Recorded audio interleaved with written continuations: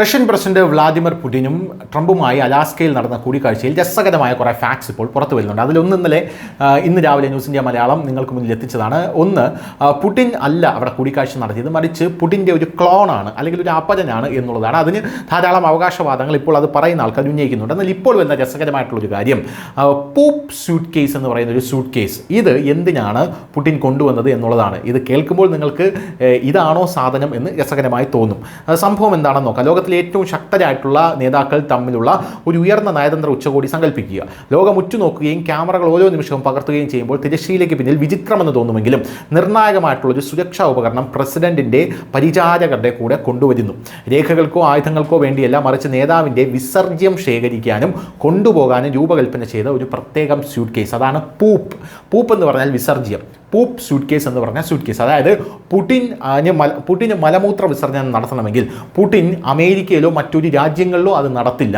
അത് സ്വന്തമായിട്ടൊരു സഞ്ചരിക്കുന്ന ഒരു ക്ലോസറ്റ് കൊണ്ടുവന്ന് അതിൽ നടത്തി ഇത് റഷ്യയിലേക്ക് കൊണ്ടുപോവുകയാണ് ചെയ്യുന്നത് എന്നുള്ളതാണ് പ്രധാനപ്പെട്ട കാര്യം.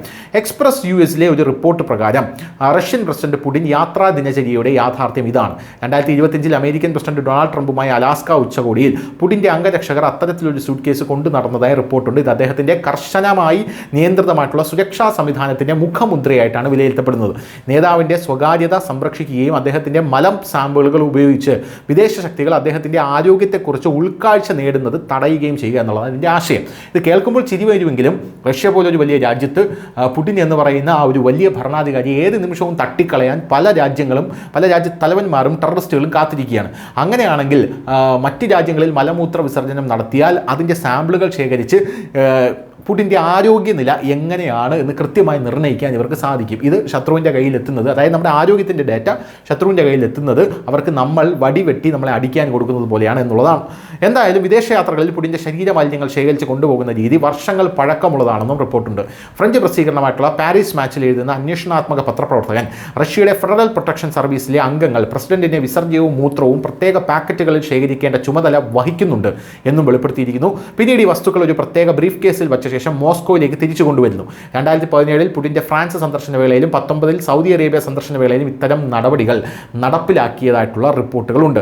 തൻ്റെ ആരോഗ്യസ്ഥിതിയെക്കുറിച്ച് ഉൾക്കാഴ്ച ലഭിക്കുന്നതിനായി വിദേശ ഇൻ്റലിജൻസ് സേവനങ്ങൾ തൻ്റെ ജൈവ മാലിന്യ വിശകലനം ചെയ്തേക്കുമെന്ന് പുടിൻ ഭയപ്പെടുന്നുവെന്ന് മുൻ DIA intelligence officer Rebecca Koffler Fox ന്യൂസിനോട് പറഞ്ഞിട്ടുമുണ്ട്.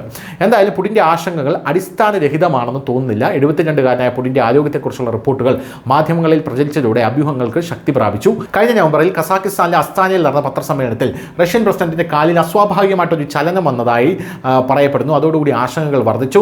പാർക്കിൻസൺസ് രോഗം പോലുള്ള ഒരു ന്യൂറോളജിക്കൽ ഡിസോർഡറിന്റെ സൂചകമാണിതെന്നാണ് മെഡിക്കൽ വിദഗ്ധർ അഭിപ്രായപ്പെട്ടിരുന്നത്. 2023 ഇതുപോലൊരു സംഭവം റിപ്പോർട്ട് ചെയ്തിട്ടുണ്ട് എന്നാണ് നമുക്കറിയാൻ സാധിക്കുന്നത്. 2023 ബെലാറഷ്യൻ പ്രസിഡന്റ് അലക്സാണ്ടർ ലുക്കാഷെങ്കോയുമായുള്ള കൂടിക്കാഴ്ചക്കിടെ ഇരിക്കുമ്പോൾ പുടിൻ ശരീരത്തെ വല്ലാതെ വളച്ചൊടിക്കുന്നത് നിരീക്ഷിക്കപ്പെട്ടു. 2022 സ്വയം വീഴ്ചയെ തുടർന്ന് പുടിൻ സ്വയം ശരീരത്തിന് കേടുപാടുകളുണ്ട് എന്നാണ് പറയപ്പെടുന്നത്. എന്തായിരുന്നാലും പുടിൻ്റെ ഇത്തരത്തിലുള്ള പല വിചിത്രമായിട്ടുള്ള കാര്യങ്ങളും ലോകരാജ്യങ്ങൾക്കിടയിൽ വലിയ ചർച്ചയാണ്.